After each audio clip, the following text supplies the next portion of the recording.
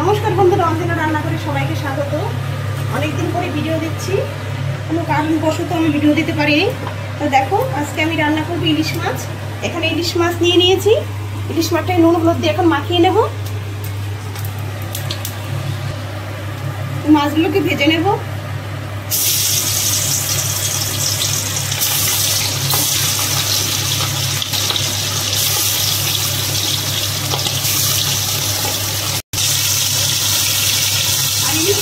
রান্না করি মুখকচু আলু দিয়ে। এখানে মুখকচু আলু কেটে নিয়েছি। প্রচন্ড বৃষ্টি হচ্ছে বাইরে। মাছগুলো ভাজা হয়ে গেছে, তুলে নেব।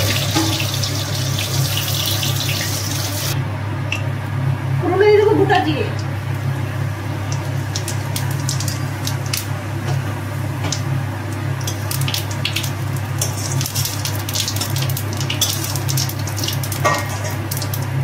দিয়ে দেবো কেটে থাকা আলু আর কচু।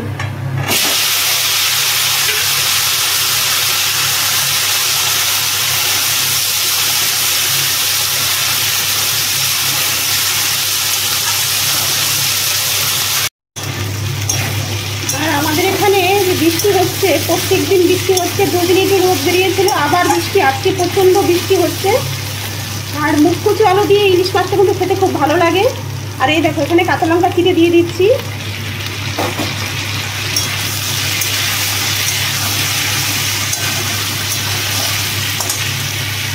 আর গ্যাসে রান্না করছি, উনানে যেতেই পারছি না, চারিদিকে জল এসে গেছে।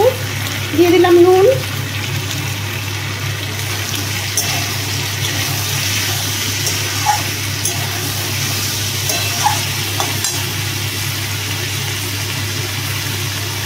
দিয়ে দেবো হলুদ গুঁড়ো,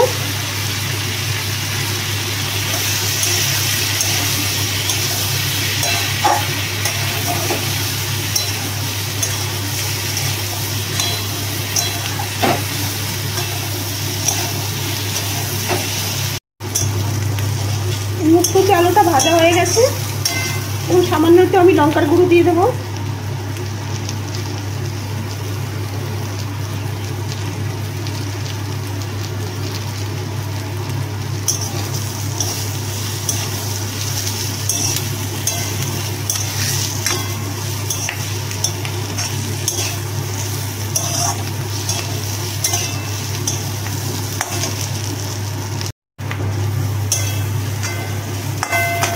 জল দিয়ে দেবো।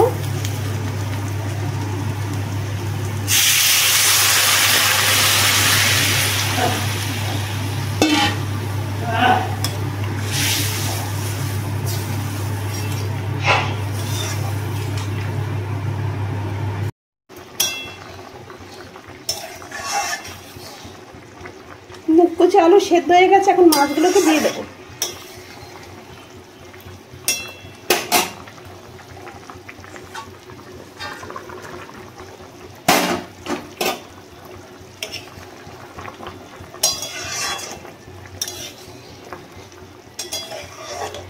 ইলিশ মাছের মাথা কালকেই খাওয়া হয়ে গেছে, কচুর শাক করেছিলাম, আজকে মাছগুলো রেখে দিয়েছিলাম।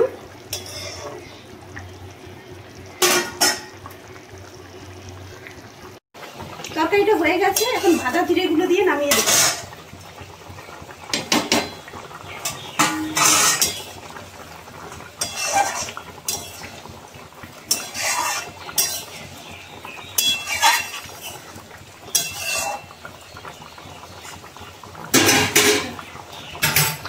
তরকারিটা হয়ে গেছে, কত সুন্দর হয়েছে, গরম ভাতের সঙ্গে তো খেতে দারুণ লাগে।